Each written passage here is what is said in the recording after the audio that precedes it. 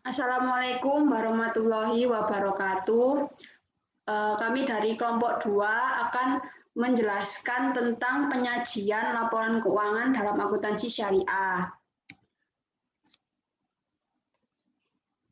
Sebelum itu, saya akan memperkenalkan anggota kelompok 2, yaitu ada saya sendiri, kemudian ada Wiwit Indayana, Windy Sekar, dan Febiola Asa. Nah, kemudian materi yang akan dipelajari pada bab ini yaitu tujuan laporan keuangan, kemudian unsur neraca dalam akuntansi syariah, kemudian laporan perubahan ekuitas, yang keempat, laporan sumber dan penggunaan dana zakat, yang kelima, catatan atas laporan keuangan, dan keenam, laporan laba rugi, yang ketujuh, laporan arus kas, dan yang terakhir adalah laporan sumber dan penggunaan dana kebajikan.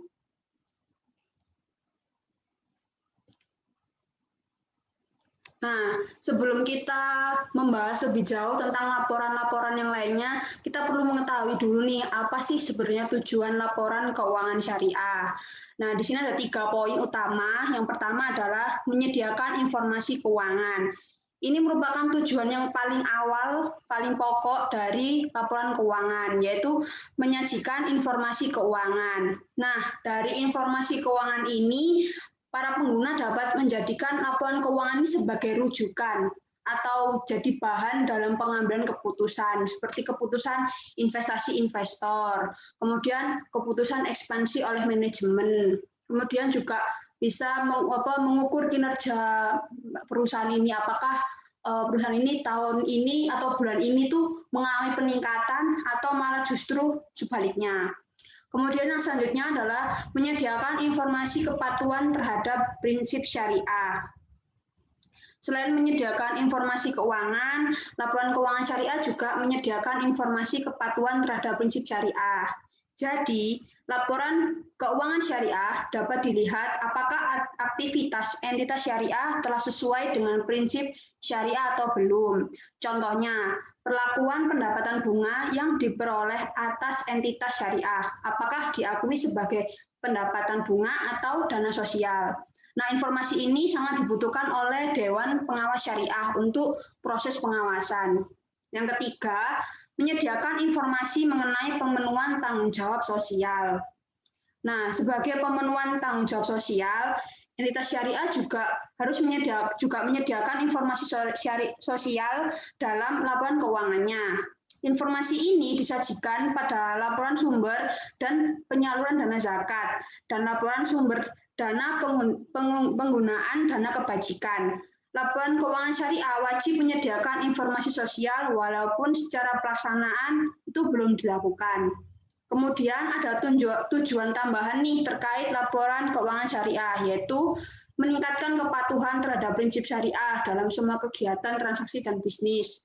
Kemudian informasi kepatuhan entitas syariah terhadap prinsip syariah, serta informasi aset, kewajiban, pendapatan, dan bagaimana perolehannya dan penggunaannya. Selanjutnya, informasi dalam membantu mengevaluasi pemenuhan tanggung jawab entitas syariah terhadap amanah dalam mengamankan dana dan menginvestasikannya pada tingkat keuntungan yang layak. Dan yang terakhir, informasi mengenai tingkat keuntungan investasi yang diperoleh penanam modal dan pemilik dana syirkah temporer, serta informasi mengenai pemenuhan kewajiban fungsi sosial entitas syariah, termasuk pengelolaan dan penyaluran zakat, infak, sedekah, dan wakaf. Oke, sekarang kita akan belajar mengenai neraca. Sebenarnya neraca ini apa sih? Gitu. Neraca ini adalah merupakan bagian dari laporan keuangan suatu entitas yang dihasilkan pada suatu periode akuntansi yang menunjukkan posisi keuangan dari suatu entitas tersebut pada akhir periode. Nah, kemudian unsur-unsurnya apa aja nih? Gitu. Yang pertama ada aset, adalah sumber daya yang dikuasai entitas syariah masa kini yang timbul dari peristiwa masa lalu dan dari mana manfaat ekonomi masa depan. Kemudian ada liabilitas atau liabilities, adalah utang entitas syariah masa kini yang timbul dari peristiwa masa lalu. Kemudian penyelesaiannya diharapkan mengakibatkan arus keluar sumber daya entitas syariah yang mengandung manfaat ekonomi. Kemudian yang ketiga, dana syirkah temporer atau temporary syirkah funds atau DST adalah dana yang diterima sebagai investasi dengan jangka waktu tertentu dari individu dan pihak lainnya di mana entitas syariah memiliki hak untuk mengelola dan menginvestasikan dana tersebut dengan pembagian hasil investasi berdasar kesepakatan. Contoh, DST adalah investasi mudarobah, mutlakoh, mudarobah mukayyadah, dan dana syirkah temporer nggak dapat digolongkan sebagai liabilitas karena entitas syariah atau pengelola dana tidak berkewajiban mengembalikan dana tersebut jika terjadi kerugian, kecuali kerugian tersebut adalah karena kelalaian dan prestasi entitas syariah atau pengelola dana. Sedangkan karakter liabilitas adalah kewajiban yang harus dikembalikan baik dalam kondisi untung atau rugi. Dana syirkah temporer ini nggak dapat digolongkan sebagai ekuitas karena memiliki jangka waktu atau jatuh tempo dan pemilik dana syirkah temporer tidak memiliki hak kepemilikan seperti pemegang saham. Sedang karakter modal adalah tidak memiliki jatuh tempo dan pemilik modal memiliki hak kepemilikan. Dan yang terakhir, ekuitas atau equity adalah hak residual atas aset entitas syariah setelah dikurangi semua liabilitas dan dana syirkah temporer.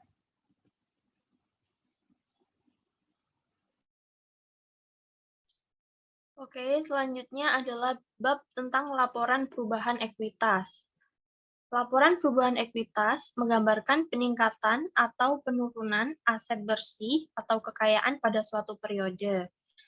Menggambarkan peningkatan atau penurunan aset bersih atau kekayaan pada suatu periode.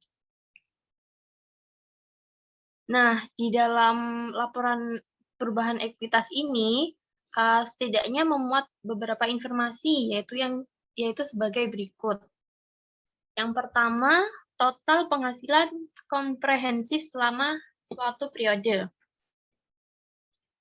Yang kedua, yaitu untuk setiap komponen ekuitas yang terdiri dari dampak penerapan retrospektif atau penyajian kembali secara retrospektif yang diakui mengacu pada PSAK nomor 25 tentang kebijakan akuntansi, perubahan estimasi, dan kesalahan. Yang kedua yaitu rekonsiliasi antara jumlah tercatat pada awal dan akhir periode secara terpisah, menggunakan setiap perubahan yang timbul dari laba rugi, penghasilan komprehensif lain, dan transaksi dengan pemilik dalam kapasitasnya sebagai pemilik.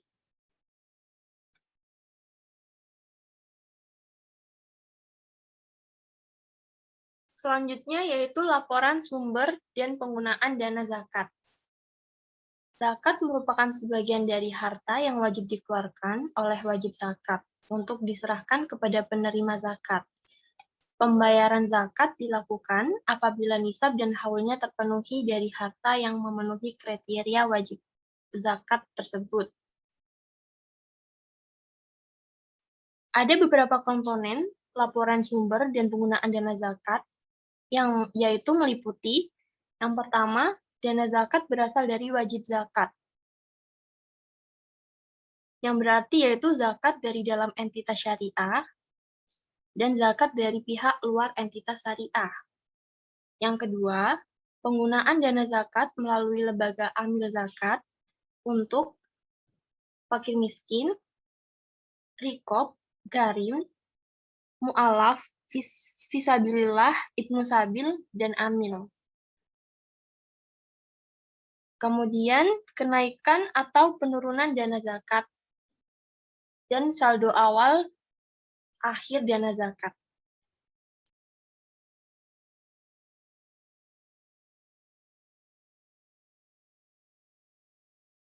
Selanjutnya yaitu catatan atas laporan keuangan. Catatan laporan atas keuangan yaitu catatan tambahan dan informasi yang ditambahkan ke akhir laporan keuangan untuk memberikan tambahan informasi kepada pembaca dengan informasi lebih lanjut. Catatan atas laporan keuangan ini membantu menjelaskan perhitungan item tertentu dalam laporan keuangan serta memberikan penilaian yang lebih komprehensif dari kondisi keuangan perusahaan. Biasanya catatan atas laporan keuangan ini mencakup informasi tentang hutang, kelangsungan usaha, piutang, kewajiban, kontingensi, atau informasi kontekstual untuk menjelaskan angka-angka keuangan, misalnya untuk menunjukkan gugatan. Dalam catatan atas laporan keuangan terdapat unsur-unsur. Yang pertama, umum atau penjelasan perusahaan. Yang kedua, kebijakan akuntansi dan pos-pos laporan keuangan. Yang ketiga, kebijakan standar akuntansi keuangan. Yang keempat, informasi kebijakan fiskal atau keuangan. Yang kelima, ikhtisar pencapaian kinerja. Yang keenam, penggunaan laporan keuangan. Yang ketujuh, informasi lain. Dalam catatan atas laporan keuangan terdapat tujuan, yaitu menghindari kesalahpahaman dalam membaca dan menerjemahkan laporan. Yang kedua, menjawab pertanyaan-pertanyaan publik mengenai perkembangan posisi dan keadaan fiskal entitas pelaporan. Yang ketiga, menyajikan data lebih rinci dan jelas dalam bentuk narasi, sehingga memudahkan pembaca untuk mengerti kondisi keuangan perusahaan.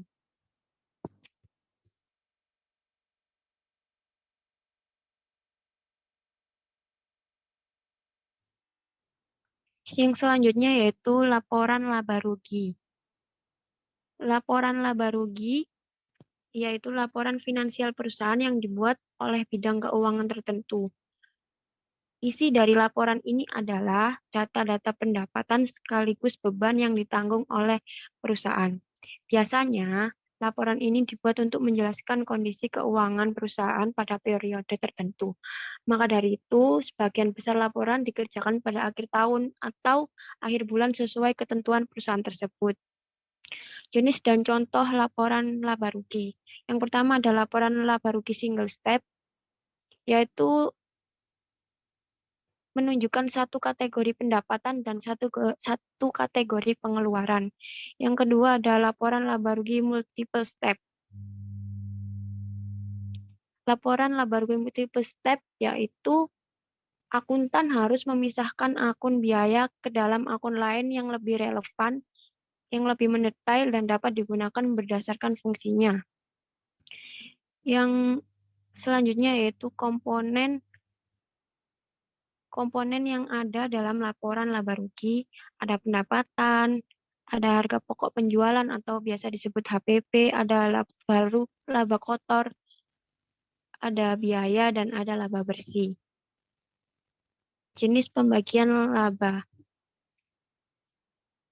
Yang pertama ada laba kotor. Laba kotor yaitu pengukuran pendapatan langsung perusahaan dari penjualan produk dalam satu periode akuntansi. Yang kedua ada laba operasi, selisih antara penjualan dan semua biaya dan beban operasi perusahaan. Yang ketiga ada laba sebelum pajak.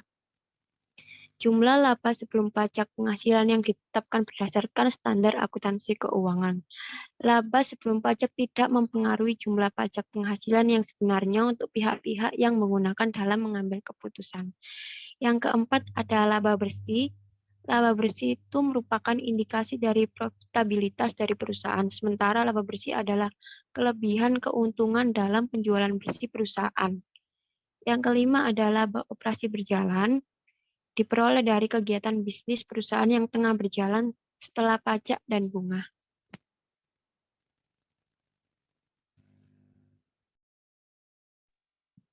Laporan arus kas atau cash flow. Catatan keuangan yang berisi informasi tentang pemasukan dan pengeluaran selama satu periode. Fungsinya yaitu untuk mengevaluasi struktur keuangan, likuiditas, dan solvabilitas, serta aktiva bersih perusahaan. Ada juga yaitu dapat digunakan sebagai strategi adaptif menghadapi perubahan keadaan dan peluang. 3 elemen arus kas yaitu yang pertama aktivitas operasi. Ini dimulai dengan laba atau rugi bersih, diikuti dengan penambahan atau pengurangan dari jumlah tertentu untuk menyesuaikan laba bersih ke angka arus kas total. Yang kedua yaitu aktivitas dari investasi.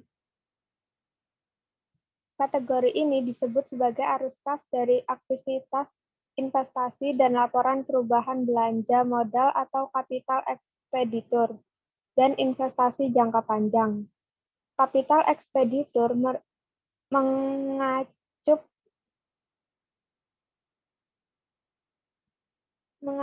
mengacu pada pembelian aset properti, pabrik, atau peralatan. Investasi jangka panjang dapat mencakup instrumen hutang dan ekuitas perusahaan lain.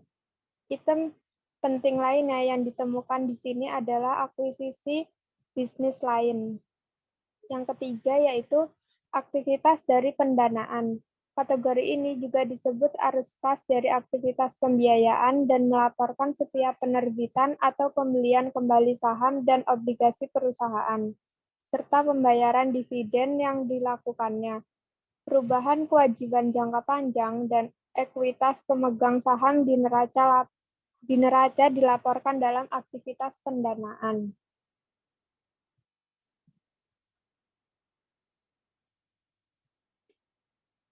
Laporan sumber dan dana kebajikan. Laporan yang memberikan informasi agar para pemakai dapat mengevaluasi aktivitas bank dalam mengelola data kebajikan. Unsur dasar laporan sumber dan dana kebajikan. Yang pertama yaitu sumber dan penggunaan dana selama jangka waktu tertentu. Yang kedua yaitu saldo dana kebajikan yang menunjukkan dana kebajikan yang belum disalurkan pada tanggal tertentu. Bank menyajikan laporan sumber dan penggunaan dana kebajikan sebagai komponen utama laporan keuangan yang menunjukkan aktivitas penerimaan dan penyaluran dana kebajikan dalam satu periode laporan keuangan. Adapun yaitu aspek laporan sumber dan dana kebajikan. Yang pertama yaitu infak dan sedekah. Dana yang diterima dari eksternal bank atau dari rekening nasabah atas perintah nasabah tertentu. Yang kedua yaitu hasil pengelolaan wakaf sesuai dengan perundang-undangan yang berlaku. Yang ketiga yaitu pengembalian dana kebajikan produktif. Dan yang keempat yaitu denda. Denda adalah penerimaan dari nasabah atas kelalaian atau kesengajaan yang mengakibatkan tidak terpenuhinya kewajiban nasabah sesuai dengan akad, seperti akad murabahah atau istihna. Dan yang terakhir yaitu pendapatan non-halal.